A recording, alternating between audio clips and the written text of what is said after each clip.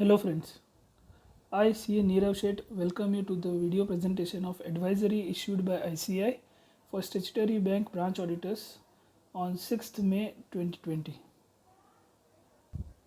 Friends, by now most of us must have received the appointment letters for statutory bank branch audits, indicating which branches are to be audited along with the timeline specified by the bank in certain cases. This is a tough challenge in the present scenario. In our role as an auditor, performing our functions and duties with utmost professionalism with pragmatic vision is what is expected from us at all times. Even in these present circumstances where the world at large faces challenges due to COVID-19 pandemic, there is a sea change which is expected in the way the business, including the banking, is conducted, and the way the audit profession would require to nurture itself to adapt to the change environment.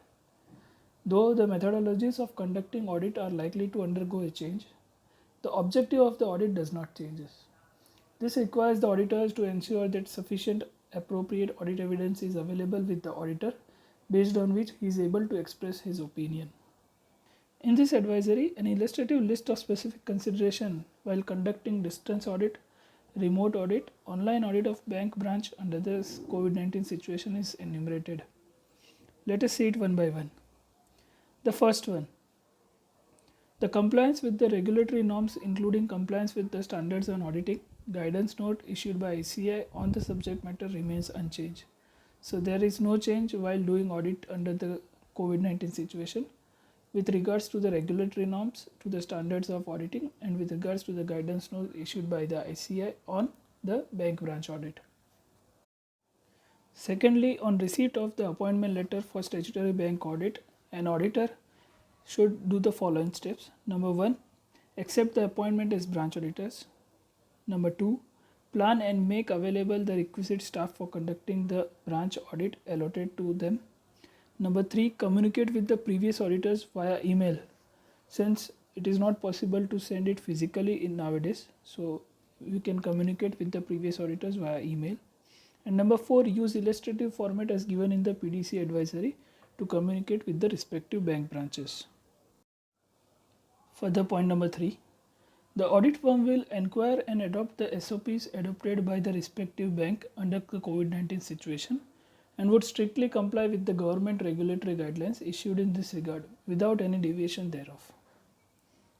Number 4, the audit firm can opt for all the communications by email instead of physical mode wherever necessary, and also it is suggested that all the communications are initiated by the firm from a single designated email ID, which will enable the firm to keep a tab on all the communications with the bank officials. Further, the firm may consider to number such communication in chronological order for having better controls.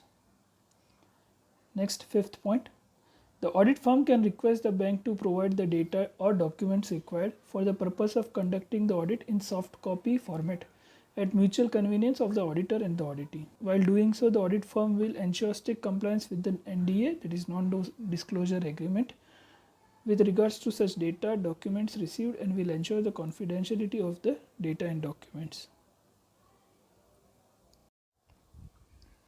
Point number 6. In view of the present lockdown and government advisory, the audit firms are advised to coordinate with the concerned bank officials for necessary arrangements for movement and safety of the staff within and outside of red zone, depending on the location of auditor and the branches.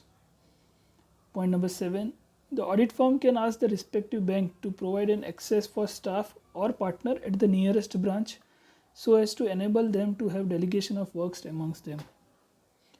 Point number 8. In case of non-availability of requisite files or documents at the branch, the audit firm may request either for the arrangement of visit to CPC, that is the Central Processing Cell, or to make the files maintained at CPCs available at the branch.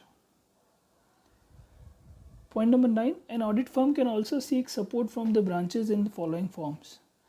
To ensure that the requisite bank officials are present at the branch who are able to give required information and explanations to the auditors. To request the branch official that the branches are to be kept open for the entire day, along with the availability of CBS as per the requirements of the audit firm.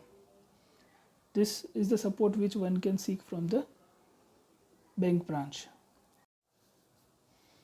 Point number 10, an important one. If sufficient appropriate audit evidence is not available, if need be, an auditor may include emphasis of matter or key audit matters or scope limitations or disclaimer of opinion in the audit report and certificates. An important point to note, 11th, the Reserve Bank of India, that is RBI, has issued two circulars dated March 27, 2020 and April 17, 2020, resulting in the changes in asset classification and provisioning norms to certain extent. It is suggested that the auditor should satisfy itself as regard to compliance of these two circulars by the bank. Point number 12, the CA firm may also use the facility of online panel of experts for answering the queries of bank branch auditors made available by the Auditing and Assurance Standards Board of Institute of Chartered Accountants of India for responding queries related to statutory bank branch audit.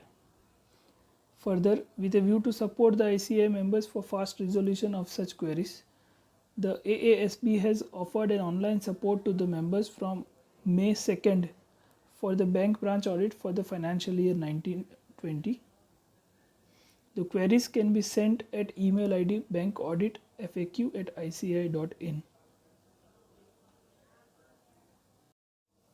So that's it for the advisory issued by ICAI for statutory bank branch audit. Thank you very much and happy auditing.